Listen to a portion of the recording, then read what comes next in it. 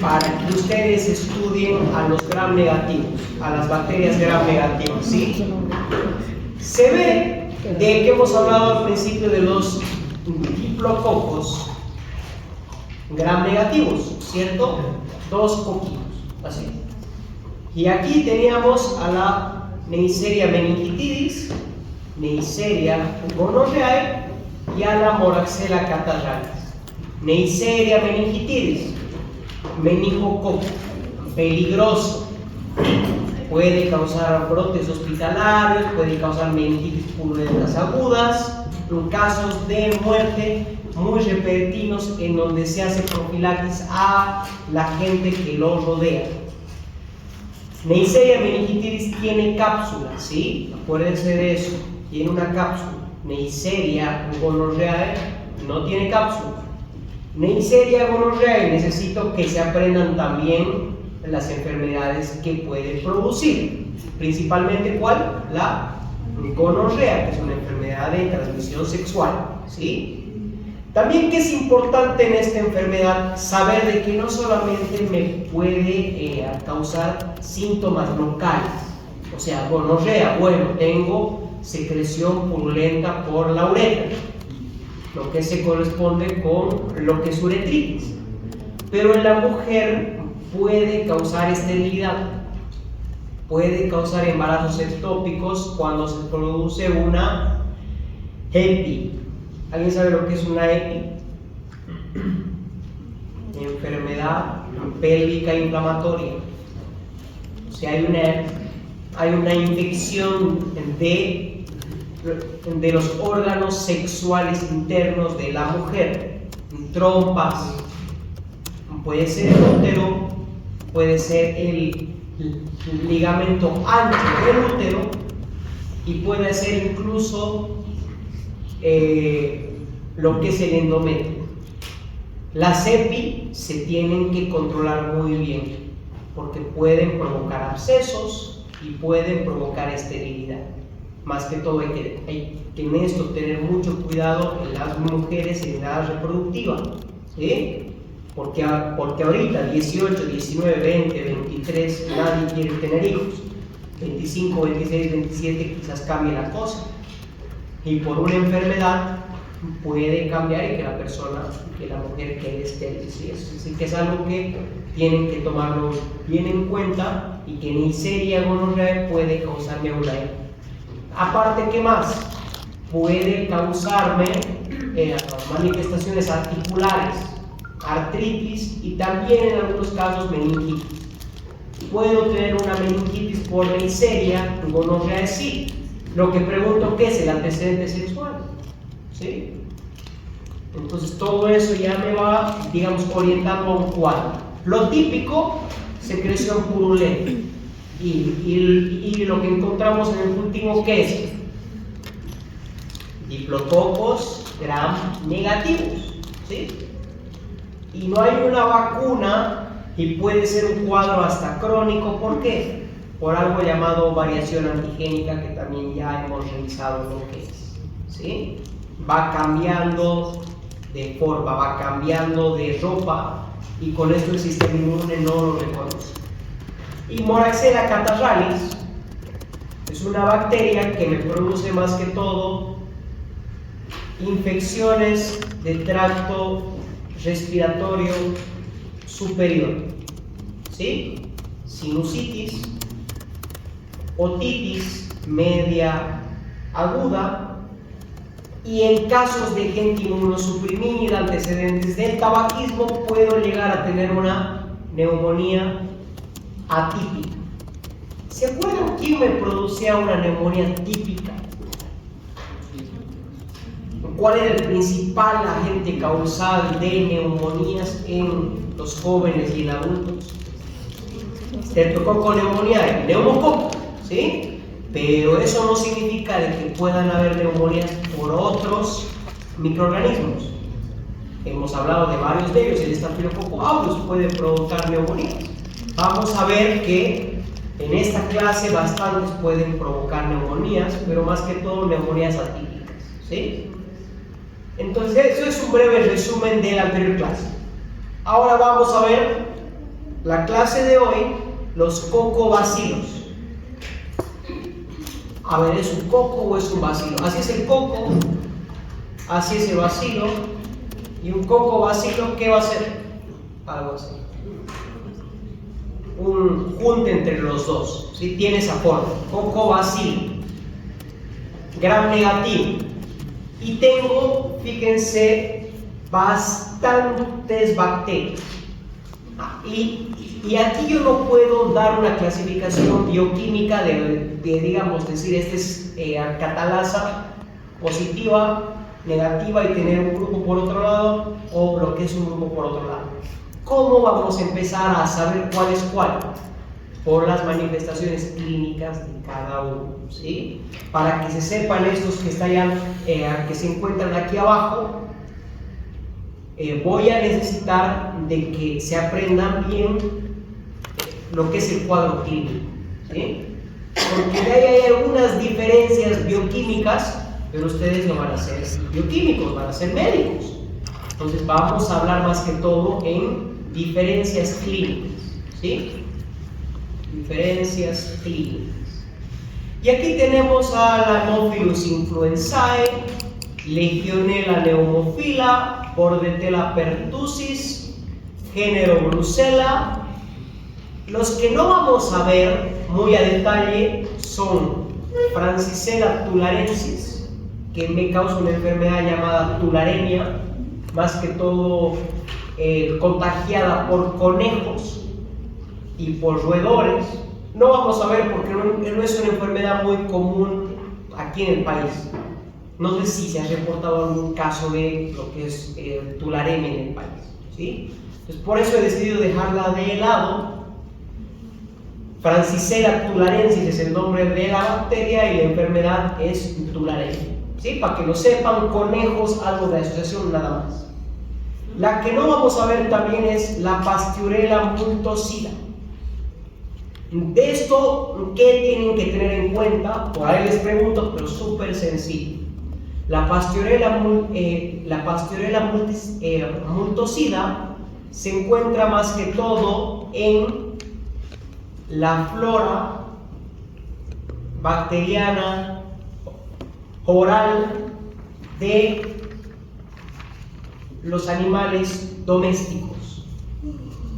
Por ejemplo, si hay una mordida de perro o mordida de gato, yo tengo que a veces meter un antibiótico que me pueda cubrir Pasteurella, ¿sí? No quiero que sepan nada más. Pasteurella multocida, ¿a qué le suena? Mordedura de animal, ¿sí?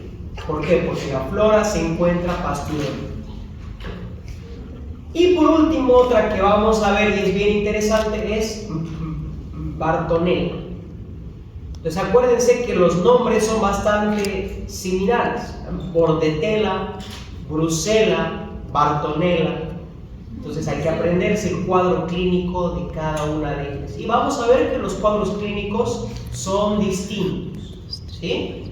Entonces mucho ojo a los casos clínicos porque por ahí voy a preguntarles. Y justamente mediante ese razonamiento es por el que vamos a empezar con un caso clínico. Tenemos 5 casos clínicos, cada caso clínico 10 minutos o 7 y podemos lograr para terminar con lo que hemos planificado para esta sesión. Primer caso, lactante de 14 meses, vacunación incompleta. Enfermedad actual, fiebre 40 grados, con lo que es una evolución de más o menos 18 horas, irritabilidad progresiva, fontanelas abombadas, rigidez bucal y convulsiones. ¿A qué le suena este cuadro? ¿A neumonía? ¿No? ¿A sinusitis? ¿A qué le suena? ¿A qué cuadro clínico? ¿A lo que es una inflamación de qué? ¿Y eso cómo se llama? ¿De la cabeza o de las capas que rodean la cabeza? Rigidez bucal. Fíjense que habla de fontanela bombada. Doctores, ¿qué es una fontanela? Ya ha llevado el biología, ¿no? Es la parte que une nosotros tenemos fontanelas. ¿Por qué? Ya cerrado. Si es un cartílago que luego osifica.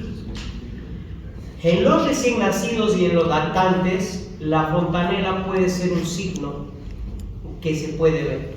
Por ejemplo, esto para que les quede para pediatría en algún momento, en una deshidratación, yo voy a tener las fontanelas más bien deprimidas. ¿Por qué?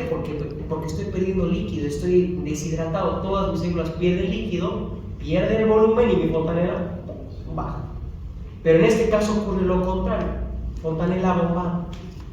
¿Qué significa? De que hay adentro en lo que es esa cavidad, la cavidad craneana, lo que pasa es que ha aumentado la presión. ¿Y por qué puede aumentar? Porque se inflaman las meninges. ¿Sí? Es un signo que yo veo fontanela dura cuando debería ser blandita. Esto ya ustedes ya lo van a hacer con el tacto. Si alguien es pediatra, igual si se abomba mucho, entonces podría ser lo contrario, ¿no? Deshidratación. Convulsiones. Todo me lleva a que es una meningitis en una persona no vacunada. Yo ya pienso en mente. Y me fijo cocobacilos gram negativos. Porque yo aquí les podría haber puesto el mismo caso clínico y ponerle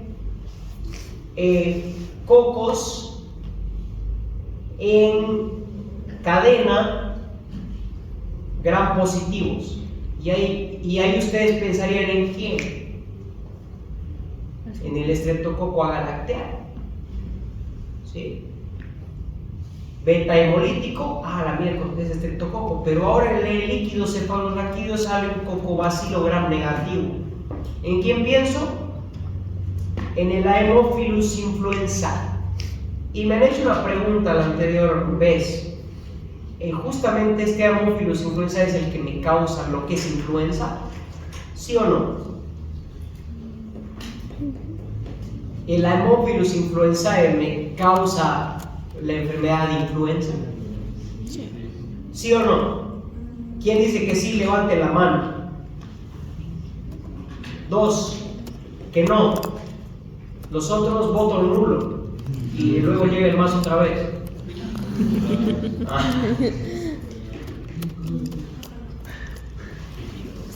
El Haemophilus influenzae no produce influenza, ¿sí? Pregunta típica: ¿quién produce la enfermedad de influenza? Es un virus, ¿sí? Vamos a verlo más adelante. ¿Por qué se llama entonces Haemophilus influenzae?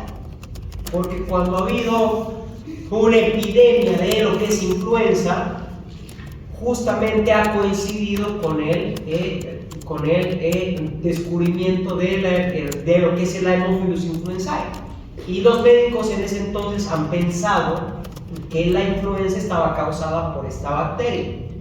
Luego obviamente han rebatido de que no era así, de que era un virus, pero el nombre ya se le ha quedado. Por un error microbiológico en su tiempo, por no contar con la suficiente tecnología, se ha llegado a este nombre de lo que es Haemophilus influenzae. Pero no tiene mucho que ver, ¿sí? Ahora, lo que sí les puede servir por el nombre es que la Haemophilus influenzae sí me causa síntomas respiratorios, me causa enfermedad respiratoria. Por un lado, yo puedo tener lo que es enfermedades invasivas, y aquí yo hablo de la meningitis, de la temida meningitis. Pero tengo formas no invasivas, y que aquí puedo tener sinusitis, puedo tener también neumonías, y puedo inclusive tener otitis medias agudas, neumonías atípicas. A ver, particularidades que hay en el Haemophilus influenzae. Puede presentar o no cápsula. Las formas invasivas presentan cápsula, ¿sí? Y la vacuna me sirve justamente contra la cápsula del Haemophilus influenzae. ¿Cuál es el Haemophilus influenzae que me causa meningitis? Es la Haemophilus influenzae tipo B. ¿Cuál es la prevención? Vacuna. ¿Cuál? La pentavalente. ¿Sí? Que tiene difteria, tiene tétanos, tiene hepatitis B, bordetella pertussis, que vamos a ver a continuación, y el Haemophilus influenzae tipo B, para la prevención de este cuadro, meningitis en recién nacidos, porque era muy mortal en su tiempo. No lo es ahora. Ya los niños o los lactantes no se mueren de esta meningitis. ¿Por qué? Porque hay vacunación. Porque se le pone pentavalente a los 2, a los 4, a los 8, a los 12 meses. Y luego a los 2 años y se completa la cinta. Pero en un niño que no se ha vacunado, acuérdense que el sistema de salud está en emergencias, no va a haber plata para vacunas. Entonces vamos a empezar a ver casitos de algunas enfermedades que no se veían antes. ¿Por qué? Porque se solían prevenir. Se está viendo este año, el año pasado, casos de sarampión.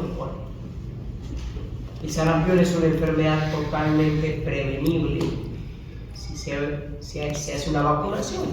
Pero ¿qué pasa? Sectores enteros que no se vacunan. Justo en Santa Cruz, no sé si se han fijado, hace unos 2 meses había un brote de sarampión en una comunidad menonita, si no me equivoco. ¿Por qué? Porque toda la gente no está vacunada. Entonces, si de aquí del 100% por ahí hay 2 que por alguna razón no se han vacunado, se encuentran protegidos, ¿cierto? ¿Por qué? Porque el otro 98% no se encuentra susceptible. Entonces ese 98% protege ese 2%. Pero si en una comunidad hay el 5% de gente protegida y los otros no, ahí es el problema. Se pierde esa inmunidad en rebaño que se le llama, ¿sí? Así que, bueno, como siempre haciendo énfasis, vacunación, vacunación, vacunación. Características más adicionales de la Haemophilus influenzae, no. Les puedo poner un caso clínico relacionado a la meningitis, o les puedo poner un caso clínico relacionado a lo que es vía respiratoria superior. Neumonías en quién? Más que todo en gente que tiene EPOC, ¿sí?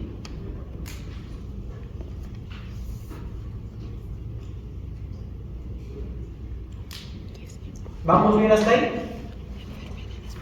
Voy a ponerla. Vamos con el A. Y en caso de resistencia es importante saber la Haemophilus influenzae, porque hasta el 80% de los Haemophilus influenzae generan beta-lactamasas y también pueden hacer una modificación en sus PBPs, ¿sí? Genera beta-lactamasas, proteínas que pueden inactivar los antibióticos, y al modificar los PBPs se modifica el sitio en el que actúan quienes. Más 5 puntos a que me responda eso. Si modifico el PBP, ¿cuáles son los antibióticos que se adquieren resistencia? Aquí penicilina. ¿Hay alguna otra respuesta? Levanten la mano, porque es más 5 puntos. Casi. Penicilina es una partecita de los beta-lactanos. Hacemos el recuerdo del examen, ¿ya? Para el siguiente parcial. Vamos ahora con otro caso clínico. Está claro lo que es Haemophilus influenzae. Otro dato que no les voy a preguntar, pero que quiero que sepan, es que se encuentra en la flora normal.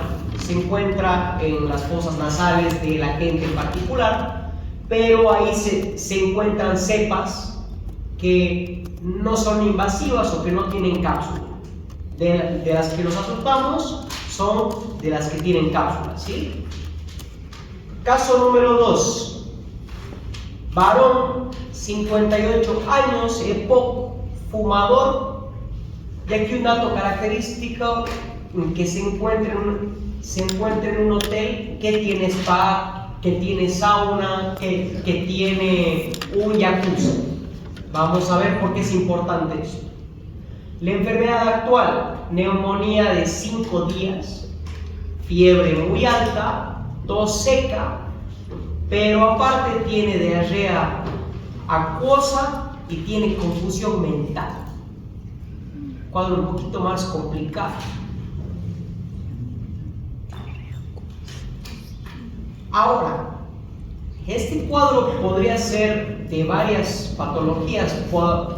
Podría ser un estreptococo neumoniae y ser una neumonía típica, y que por una deshidratación me provoque los síntomas de confusión mental.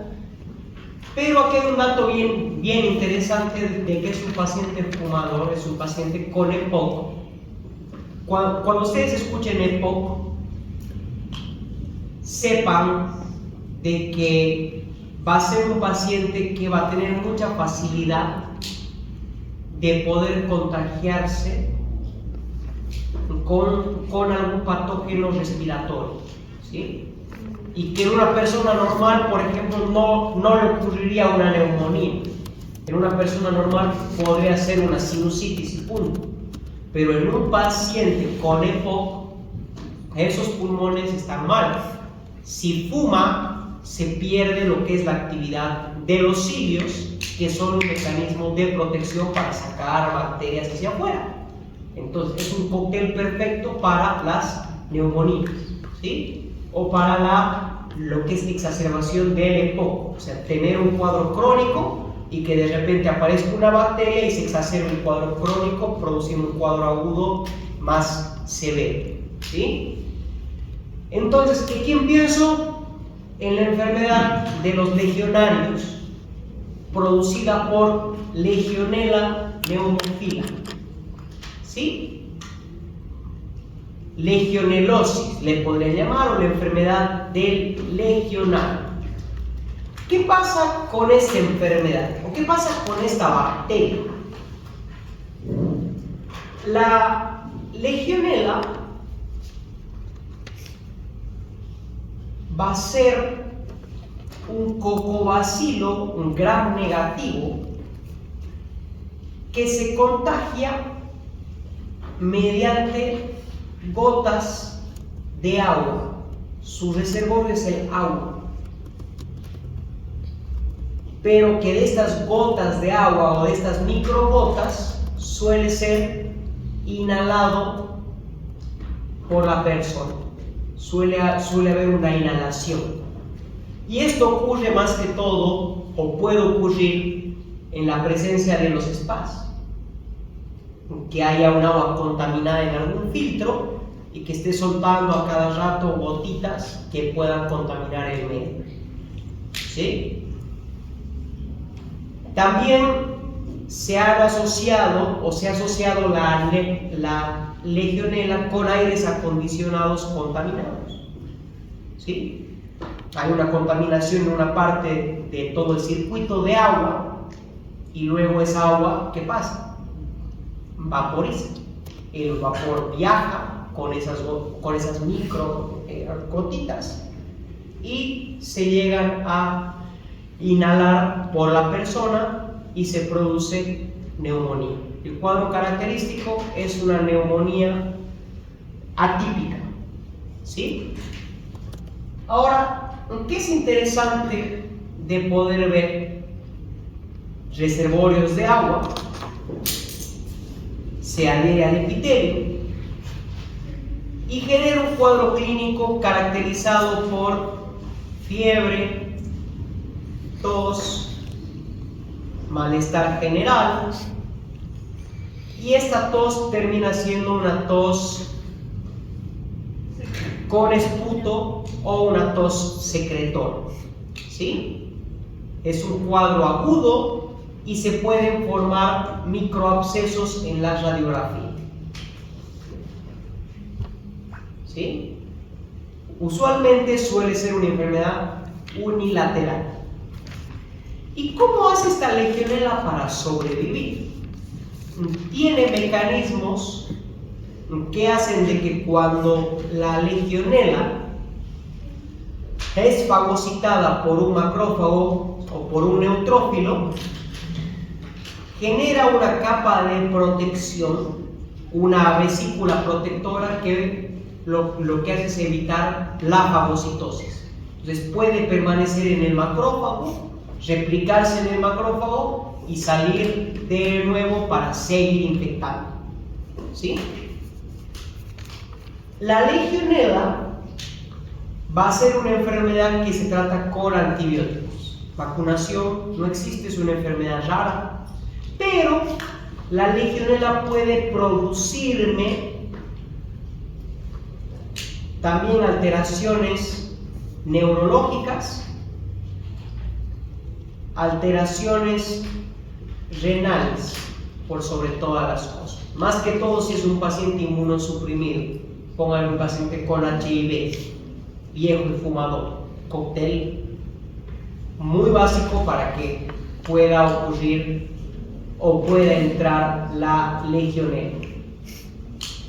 ¿Estamos claros con legionela? No les quiero mencionar mucho porque tampoco es tan relevante, pero sí quiero que lo conozcan, ¿sí?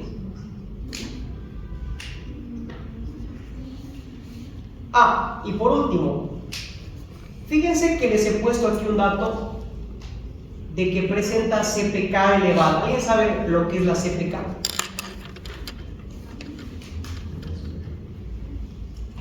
¿Cuándo se eleva la CPK? La CPK sale de los músculos y se eleva cuando hay lesión muscular. ¿Eso qué quiere decir?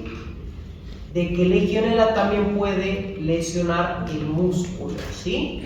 Puede haber dolor muscular, puede haber alteraciones renales, y justamente si hay una lesión muscular se produce un cuadro llamado rhabdomiólisis, que es cuando el músculo se rompe y las proteínas que están sueltas en sangre luego viajan al riñón y se podría decir en forma sencilla que lo tapan el riñón, y a causa de lo que es una lesión en el músculo puede haber luego una falla renal, ¿sí? Lo mismo pasa y lo más común es la rhabdomiólisis en gente que, digamos, que ejercita mucho, que se va al gimnasio a hacer 3 horas y de ahí está, digamos, orinando oscuro, malestar general, y terminan en hemodiálisis. ¿Por qué? Porque se ha roto tanto el músculo que se ha lesionado el riñón, ¿sí?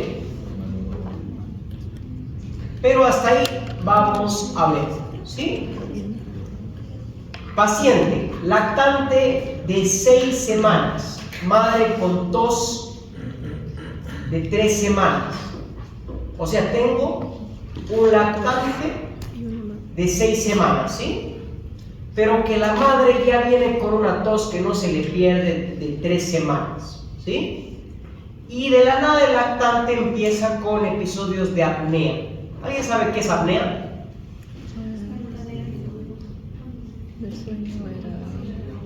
Fuerte, no escucho. Estoy lejitos.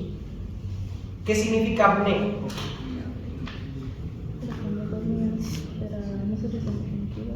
Cese de la respiración. Se corta la respiración. Apnea es que no hay respiración, ¿sí? Cianosis perioral. Cianosis me representa que hay un aumento en el CO2 en la persona. No hay la suficiente oxigenación ni el intercambio gaseoso. Y presenta una tos en accesos. Es una tos que viene y sigue bastante tiempo, y que cuando inspira se escucha un gallo inspiratorio, ¿sí? Es algo característico.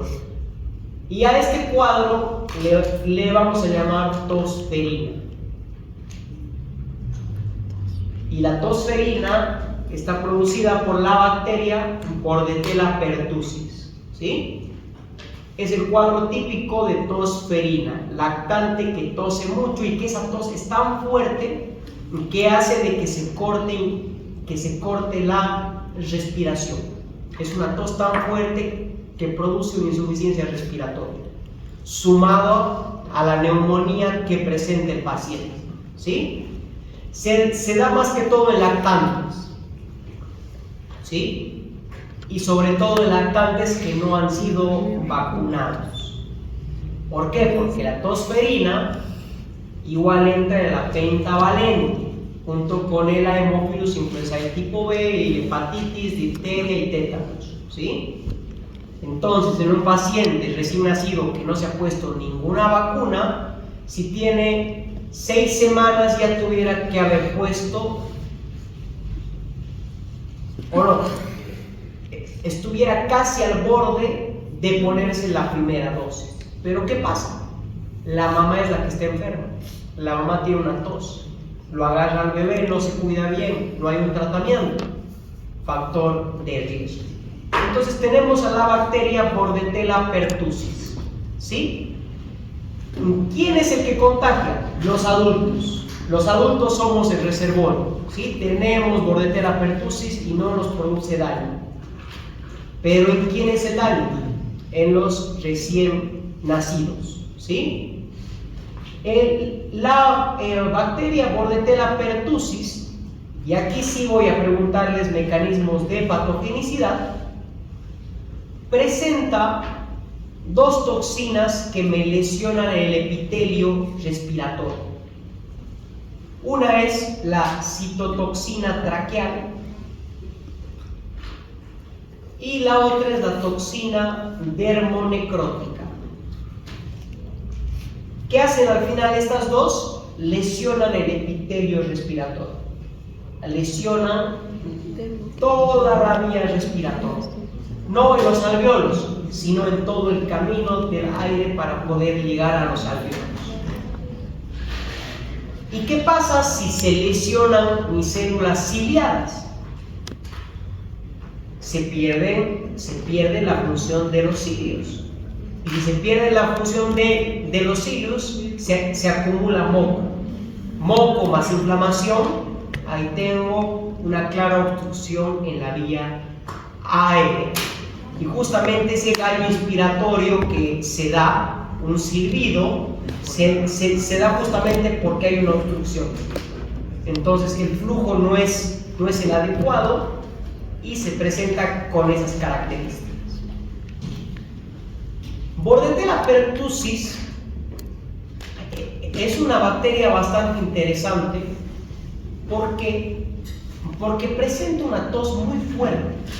Es una tos que puede llegar a ser una tos apneica, una tos cianótica. ¿Por qué? Porque se generan citocinas que también actúan en el centro de la tos. Pues fíjense, yo ya tengo un epitelio muy inflamado, lesionado, lleno de moco. Solo con eso ya se genera tos, porque existen receptores específicos que me hacen producir tos. Pero aparte, esta bacteria actúa en el centro de la tos, en el hipotálamo. Entonces, doble estímulo que me genera una tos muy intensa, ¿sí? Muy complicada es esa tos. Y tenemos otras 2 enzimas que justamente son las que actúan en el centro de la tos, que son 2 toxinas que actúan de manera sistémica. Una es la toxina pertussis, facilito aprenderse, Bordetella pertussis, toxina pertussis, ¿sí? Toxina pertussis,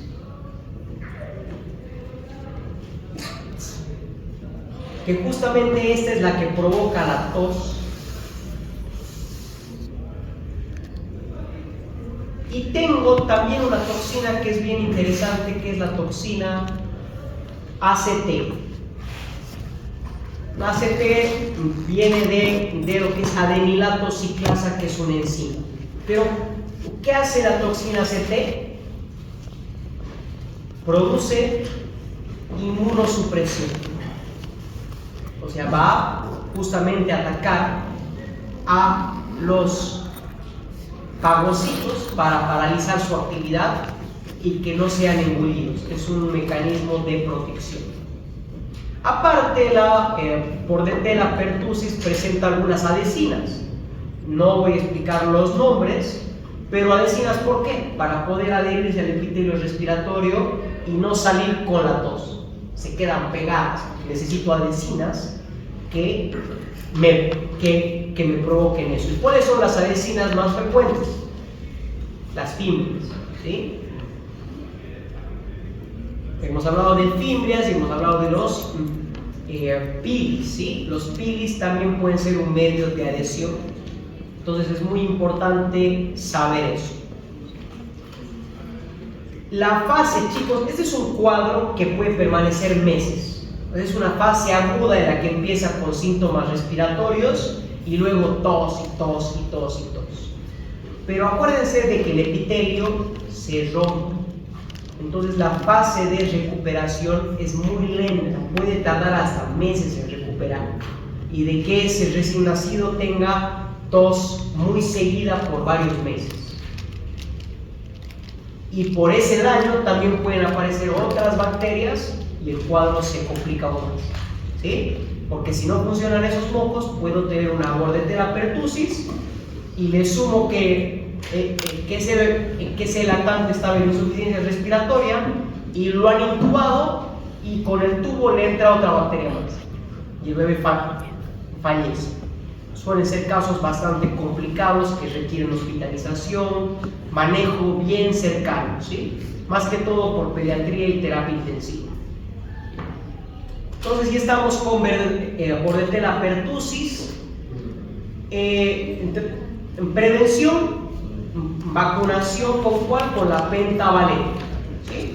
Fácil. Y en los adultos se puede dar como una tos crónica, una tos que dura más de 3 meses. El paciente tiene una tos que no le molesta, tiene fiebre y por ahí, un caso aislado podría ser una tos febril. Ahora, algo muy importante es que usualmente cuando se hace un hemograma y se pide cómo están los leucocitos, cuando hablamos de una infección bacteriana, ¿cuáles son los que suben? Usualmente los neutrófilos, ¿cierto? Bordetella pertussis me sube los linfocitos. Puede haber linfocitosis. Tengo un recién nacido con tos, no se ha vacunado, le hago un hemograma, linfocitos en el cielo, a la mierda. ¿A qué era? Podría ser una tos febril, ¿sí? Ahora, es tan fuerte esa linfocitosis que se puede dar lugar a una reacción leucemoide. ¿Eso qué significa? Que los glóbulos blancos aumentan hasta más de 40.000. ¿Cuál es el valor normal de los glóbulos blancos? ¿Quién sabe? 150 son las plaquetas. Con 150 leucocitos tienes una leucemia clavada. 5.000 a 10.000 más o menos. Imagínense por 4. No se da esto cuando es una lesión bacteriana, que los neutrófilos aumentan hasta 12, 13, 14, 15. Pero si tengo 40.000 con una linfocitosis en un paciente con tos y con todas las características, cantado que es una tos febril, ¿sí? Es otro dato característico que les puedo dar. Siguiente caso, porque no podemos parar. Este caso es interesante. Este caso me lo ha explicado mi mentor hace 2 años en una clase en Estados Unidos, y él lo ponía como un paciente, un ganadero con dolor de espalda, paciente que se queja de dolor de espalda, nada más, 35, 40 años, que se queja de dolor de espalda y que a veces siente un malestar en las noches y viene así por meses. Él lo ponía más cómico, incluso se paraba y se hacía que le dolía la espalda, pero me entienden el chiste. Primero, fíjense, veterinario de 35 años que trabaja con ganado caprino, o sea, cabras, etcétera, etcétera. Presenta una fiebre vespertina, tarde-noche, y que es ondulante. Este dato me interesa, que es ondulante. ¿Qué significa eso? Se va y viene. Sube la fiebre, sube la temperatura y baja. Sudoración nocturna profusa y presenta lo que es artralgias migratorias, más que todo lumbalgias. El paciente viene con dolor de espalda. Y al examen físico él no se da cuenta, pero siente que ha aumentado el tamaño de su pancita. Y ustedes tocan que no es la grasa, pero que es el hígado el que ha aumentado de tamaño. Pueden pasar meses o años hasta que se haga un diagnóstico, ¿sí? ¿Por qué? Porque es una enfermedad muy rara, pero que la tienen que conocer, que viene del género Brucella. ¿Por qué? Porque, a ver, chicos, dolor de espalda en un ganadero de 40 años, el médico que lo haya estudiado micro va a decir, por ahí tiene un dolor de espalda, por hacer un mal trabajo te voy a dar un meloxicam y te vas a tu casa y se va a pasar el dolor. Y vuelve a las 2 semanas o va con otro médico y el médico hace lo mismo. Sí, toma un corticoide, más fuerte. Pasa 2 semanas que le ha bajado esa inflamación y vuelve el dolor. Y me siento mal, doctor, en las noches, a veces sudo, nervioso, malestar. Tranquilo, es el estrés. Y si uno pregunta más, se da cuenta que es un paciente que es veterinario, ganadero, o que incluso ha tenido una visita al campo y ha consumido alimentos no pasteurizados, ¿sí? Yogures o directamente de la leche de vaca se la han exprimido en el momento, o ha comido un queso casero, porque la gente agarra y te invita, ¿no ves? Bueno, género Brucella tiene muchos nombres dependiendo de en dónde o cuál sea el animal que la transmita. No quiero que se aprendan estos nombres, porque son 4 o 5. Melitensis es en cabras y en ovejas. Brucella abortus es en ganado bovino. Suis es en cerdos, canis es en perros, ¿sí? Pero ¿qué característica presenta importancia con lo que es Brucella? ¿Qué es una bacteria intracelular? Se mete a las células y puede permanecer viviendo ahí por años, hasta que se divide, rompe y pasa a la circulación, genera citocinas que producen fiebre. De nuevo se entra en las células, baja la fiebre. Sale de las células, sube la fiebre. Y así es como que un ciclo por el que hay una fiebre ondulante, ¿sí? ¿Qué más podemos decir de la Brucella? La Brucella tiene un mecanismo de lo que es antifagocitosis muy parecido al de la legionela.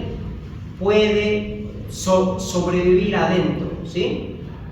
Puede sobrevivir adentro de los macrófagos. Se puede presentar lo típico. Brucelosis es la fiebre ondulante,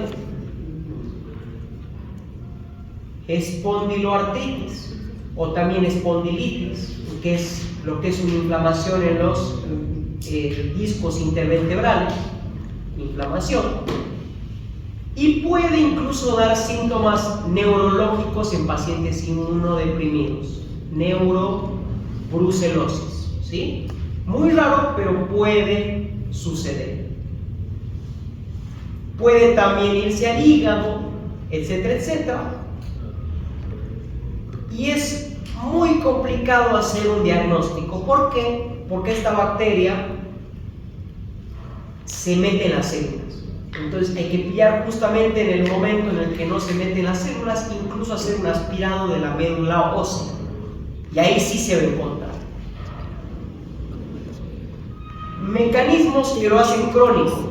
Uno, que es intracelular, que puede permanecer en las células, puede permanecer en los macrófagos ahí quietito sin hacer nada. Pero la brucela también tiene un mecanismo que ya lo hemos reconocido antes, que es la variación antigénica. Puede cambiar de ropa para que el sistema inmune no la reconozca. ¿Sí? Es una bacteria difícil de hacer el diagnóstico, pero se puede. ¿Sí? Un caso de brucelosis, si yo algún rato puedo diagnosticar uno, me hago premiar, porque es una clínica que se puede confundir con muchas cosas. ¿Sí? Crónico, dolor de espalda, fiebres raras, sospecho en tuberculosis no hay, le hago un examen en sangre todo normal, pero el paciente sigue y sigue. Entonces yo tengo que pensar, si el paciente tiene el antecedente del campo, puedo pensar en esta enfermedad. ¿Sí? Y por último, rapidito, ¿quién tiene gatos? Levanten la mano. Bueno, van a aprender este caso tremendamente bien. Es el último, rapidito. Escolar de 8 años. Le he puesto el alto porque justo estaba viendo una entrevista ahí de un masista. Le he puesto el alto. Gato amputado hace 2 meses. Presenta el niño lo que es una adenopatía axilar izquierda progresiva. O sea, tiene un ganglio, siente que le ha crecido una bolita en la axila. Y tiene fiebre también, más que todo en las tardes, noches. Y tiene aparte en el antebrazo lo que es una pápula costrosa. Tiene un forúnculo ahí. ¿Sí? Datos característicos: masa axilar, móvil, firme elástica, más una lesión que es aquí. ¿Les cuenta o no el paciente si me rasguñó el gato? Y la enfermedad se llama la enfermedad por arañazo de gato. Ese es el nombre. Enfermedad por arañazo de gato. ¿Sí? Así es el nombre. Se da por una bacteria llamada Bartonella henselae.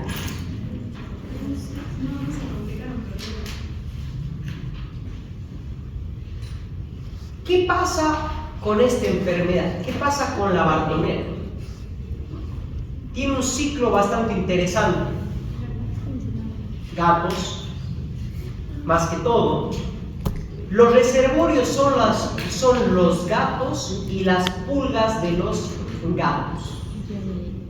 Usualmente se encuentra en la pulga y en sus heces fecales. La pulga obviamente se encuentra en el gato y hace sus necesidades sobre el gato. Ese gato se rasca y se queda con la bacteria en las garras. Posteriormente, mediante una herida, pasa al humano. ¿Sí? Genera lo que es adenopatías. Ustedes acuérdense, si hay un antecedente de algún gato, rosadura o mordedura, porque puede ser por mordedura igual, porque los gatos están en constante contacto con sus heces fecales, y luego se presenta lo que es adenopatía más fiebre, puede generar un síndrome que es el síndrome de Parinau, que consiste en conjuntivitis más adenopatía preauricular, la que ven en la imagen, más fiebre. Y que este cuadro, si no se trata, puede incluso llegar a la retinitis y causar ceguera. ¿Sí?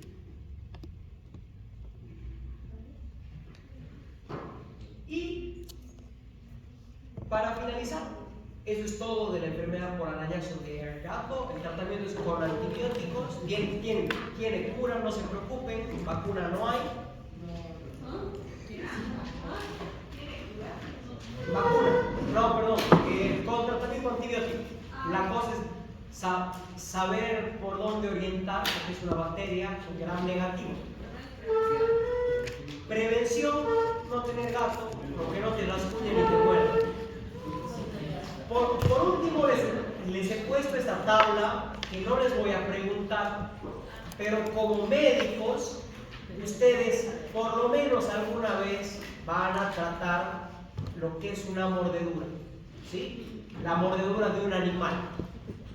Entonces tienen que saber qué bacterias o qué microorganismos se asocian a qué mordedura. Mordedura de perro, Pasteurella, aquí teníamos a la Pasteurella brutocida.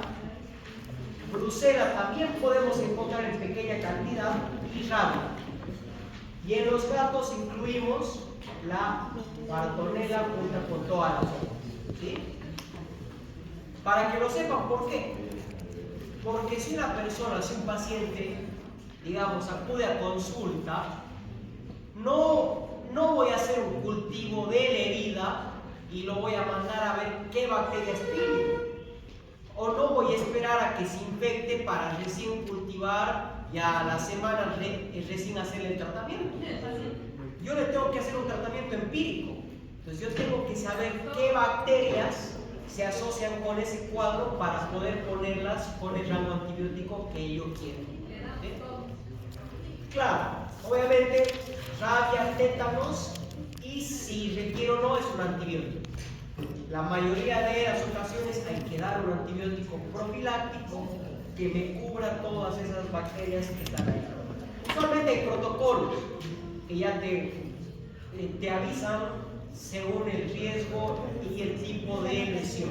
Pero no es lo mismo una mordedura pequeña que le saquen un pedazo, ¿no? Hay distintas formas de poder estar. Bueno, me tardó